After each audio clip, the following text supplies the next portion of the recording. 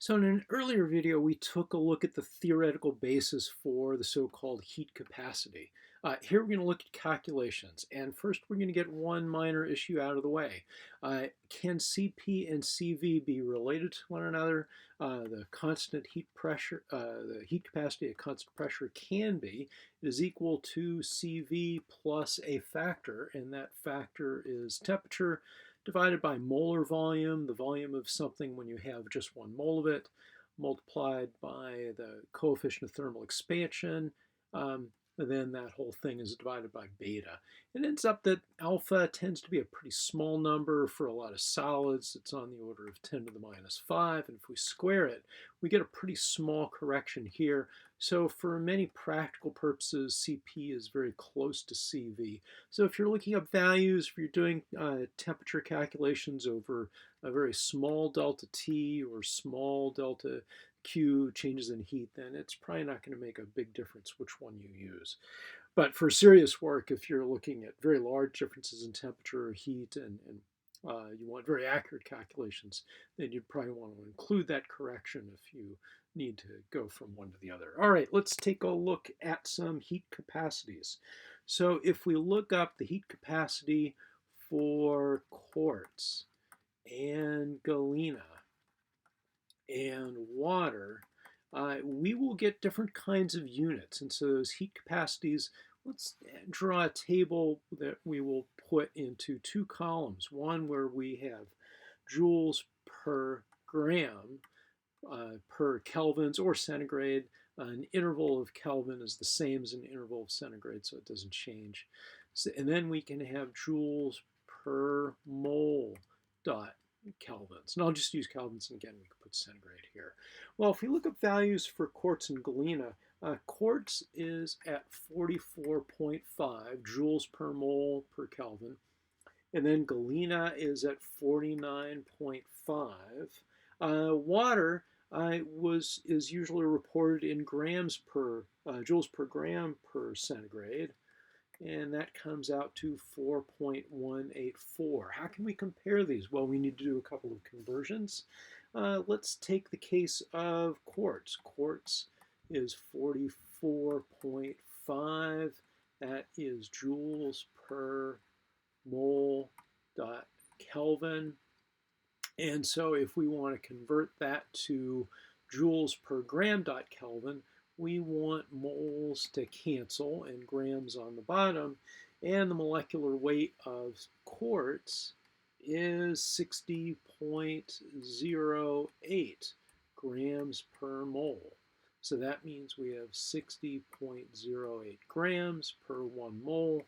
This allows moles to cancel. We take 44.5 and divide it by 60.8. And when we do that division, we get about 0.741 or 7406 if we take it to 4 decimals. Play the same game with galena, which has a molecular weight of about 239.265 grams per mole, and we will get a value of 0.207. So take a look at this. Oh, and let's do the final calculation for water. Water on a molar basis would be 134.95. So let's take a look at this column here. The heat capacity of water is much, much greater than it is for either quartz or galena. Let's use this. We'll erase the chalkboard to do some simple calculations. Now, in that earlier video on the theoretical basis of heat capacity, we said that Q heat is equal to Cp times delta T. Well, more or less, we're actually missing a value. We have to look at the amount of stuff, and it could be N for number of moles, or it could be, let's say, M for mass. And we can use either the joules per gram dot Kelvin for this guy here, or we can use the joules per mole dot Kelvin for this guy up here. Since we went to the trouble of converting everything to a mass basis for quartz and galena, let's just use that. And so we'll calculate how much heat we need to get a delta T of 80 degrees centigrade, or an increase in temperature of 80 kelvins. And that's not completely arbitrary, as you'll see in a moment. They'll have a neat little experiment you can do at home to figure out the power of your oven.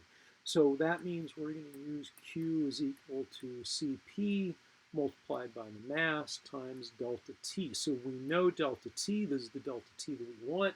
We don't have to set it up that way, but in this case we'll calculate the amount of heat that we need given the heat capacities that we've listed earlier, and then a mass. Let's let all of the masses be equal to 10 grams. Let's say we have 10 grams of quartz, 10 grams of galena, and 10 grams of water. How much heat will it take to increase the temperature of any of these fellows about 80 degrees, or precisely 80 degrees centigrade?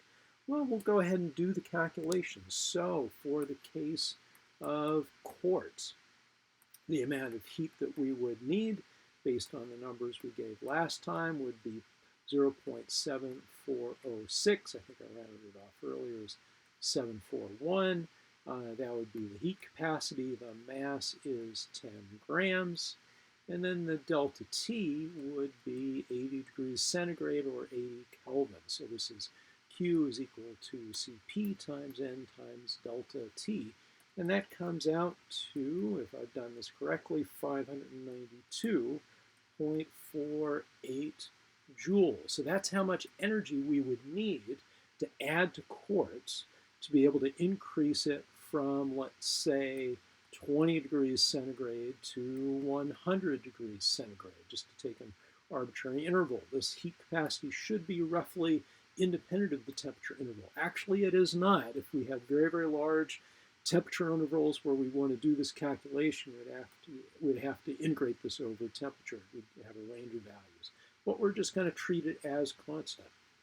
If we play the same game for galena, we would get a value of 165.6 joules. That would be the total amount of energy.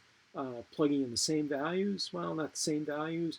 This would be the same, that would be the same, with the same amount, the same temperature interval, but we'd have a smaller heat capacity, and so because we have a smaller heat capacity, there's a smaller amount of heat needed, much smaller. We only have to add 165 joules to galena. So this is the galena example, compared to nearly 600 joules that we would have to add to quartz. What about water? So for water, we'll work this out completely again. So we would have Q is equal to 4.184, that's the heat capacity, multiplied by the mass, 10 grams, and the delta T that we are interested in is 80 degrees, and that comes out to 3,347.2 joules. So much more heat is required to heat up water than it does either galena or quartz. So water has a very, very high heat capacity. That means we have to put in a lot of energy to make the system go. So I'll just end here with a suggestion. If you want to have a lot of fun, you should do this. A cup of water is equal to 236.59 grams. So you can figure out the amount of heat that it takes to boil water by doing this. You can take a pot. So here's a pot with a handle, and you could put it on the stove and add a flame. Let's say you add 5 cups of water. So that 5 cups of water would have, if I've done this correctly, about 1,182.95 grams in terms of mass. So 1182.95 grams of water. What you can do is figure out how long, figure out the amount of time, measure the time that it would take to bring that water up to boil. So if it starts out at room temperature, about 20 degrees centigrade, and if it boils at 100 degrees centigrade, then it's the same kind of setup we've had so far. The amount of heat would be the heat capacity, 4.184 joules per gram per degrees centigrade multiplied by the number of grams. So if we have 5 cups, and it doesn't have to be 5 cups, we would have 1182.95 grams, so that's the heat capacity times the mass in grams, and then the delta T would be 80. And so you can calculate how many joules you would need, and then you should also measure the amount of time. How long does it take to go from 20 degrees to 80 degrees centigrade? Let's assume the water starts here. You could do a more precise calculation by measuring, excuse me, this should be 100 degrees C for boiling. That'll give us the 80 degree, that'll be the delta T. The delta T would be 100 minus 20.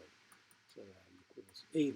So if you look at the amount of time, you would have joules, the amount of energy here that you would calculate, and then you could have time in seconds, and if you did that, then you would have power in watts, and so you can now figure out the power for each of the burners on your stove. So let's say you have a gas or an electric stove, it doesn't matter. So let's say you have 4 burners, like a typical stove. Try measuring each of those burners and see if any of them have a difference in power, and you can calculate that power in watts, which is as the standard units of joules per second, by doing this calculation and dividing by the amount of time in seconds that it takes to boil water. And of course, if you want to do it very precisely, instead of just guessing at kind of a room temperature starting point for the water, measure the initial temperature.